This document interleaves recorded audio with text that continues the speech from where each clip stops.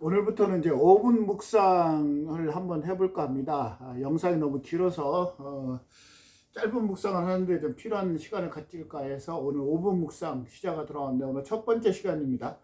바로 그 일에 순종하라, 이런 제목을 가지고 은혜를 같이 나누고자 합니다. 오늘의 본문 말씀은요, 빌립보서 1장 20절 말씀입니다. 나의 간절한 기대와 소망을 따라 아무 일에든지 부끄러워하지 아니하고 지금도 전과 같이 온전히 담대하여 살든지 죽든지 내 몸에서 그리스도가 존귀하게 되게 하려 하나니. 여기서 바울은 두 개의 중요한 헬라어 단어를 사용합니다. 하나는 간절한 기대라는 뜻은 아포카라도키아입니다. 이 단어는 매우 집중적이고 강렬한 기대를 나타내는 것이죠. 특정한 결과를 매우 열망하는 상태를 묘사한다고 합니다. 또 하나는 소망을 나타내는 엘피스입니다. 이 단어는 이제 기독교 신앙에서 매우 중요한 단어 중에 하나인데요, 미래에 대한 긍정적인 기대와 신뢰를 포함합니다. 바울이 본문에서 간절한 기대와 소망을 언급한 이유는 그가 기독교 신앙을 지키며 살아가는 동안 생기는 도전과 시련들 속에서 희망과 기대를 잃지 않고 있다는 것을 나타내는 그런 의미입니다. 우리가 기독교 신앙을 갖는다고 해서 모든 그 고난과 역경이 다 사라지는 건 아니거든요. 오히려 기독교 신앙을 가졌을 때 더 역경과 고난이 있을 수도 있습니다. 그것을 바울은 간절한 기대와 소망으로 이뤄나겠다는 것입니다.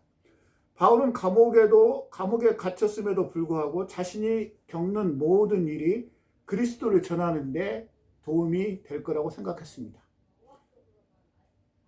그는 자신이 부끄러움을 당하지 않을 것이며 오히려 모든 일에 있어서 자기가 어떤 일에 처하든지 따라 그리스도가 존경받고 찬양받기를 바랐습니다. 그러니까 결국에는 바울은 자기 자신보다 그리스도를 위해서 모든 것을 버려야겠다는 그런 생각을 가지고 있습니다. 그렇습니다. 우리는 이런 바울을 본받아야 합니다. 나의 확고한 목표는 무엇이냐면 나의 최선을 최고의 하나님께 드리겠다, 이런 각오를 가지고 우리는 신앙생활을 해야 되겠죠. 그러니까 나의 영광이 아니라 바로 주님의 영광을 위해서 나는 살아야 된다, 이런 마음을 가져야 됩니다. 이것은 뭐 논쟁이나 이성의 문제가 아니고요, 확고한 그런 결심의 단계라고 할 수 있습니다. 그래서 성 어거스틴은 그의 고백에서 이렇게 말했습니다. 하나님을 사랑하라. 그리고 그 다음에는 원하는 대로 하라. Love God and do as you please. 그러니까 하나님을 사랑하라. 그리고 그 다음에는 하나님의 사랑하는 뜻에 따라서 행동하라. 그렇게 얘기를 하는 것입니다. 그러니까 우리가 하나님을 사랑하면, 진정으로 사랑한다면 우리는 그 모든 마음이, 모든 행동이 하나님께 헌신된 마음으로 나타난다고 이렇게 할 것입니다. 지금 2025년이 밝아왔잖아요. 참 을씨론스러운 그런 한 해가 시작되었습니다. 그럼에도 불구하고 우리는 어떻게 해야 되냐면 다른 생각을 모두 멈추고 하나님 앞에서 오직 나의 최선을 드리겠다고 그렇게 다짐해야 될 것입니다. 바울은요, 하나님이 원하시는 일을 수행하는 데서 방해되는 것은 절대로 용납하지 않겠다고 그렇게 결심하는 것을 바울 서신 곳곳에서 볼 수가 있죠. 그러나 우리가 하나님의 뜻을 따르겠다고 하면 반드시 위기가 찾아옵니다. 왜 그러냐면요, 인간은 종종 자기 신념을, 자기 평소의 신념 체계와 반대되는 행동을 하면은요, 뇌에서 스트레스를 일으킵니다. 이게 확증 편향이라는 것인데요, 자기가 좋아하는 정보만 선택적으로 받아들이고 반대되는 정보를 무시하기 때문에 자기가 평소에는 하나님에 헌신하지 않기에 살아왔는데 헌신하겠다고 결심하는 순간 우리의 뇌가 굉장히 스트레스를 받는다는 것이죠. 그런다 뇌는 또 신비하게도요, 이 스트레스 상황에서도 도파민과 같은 신경 전달 물질이 분비되어서요, 동기부여를 강화할 수도 있습니다.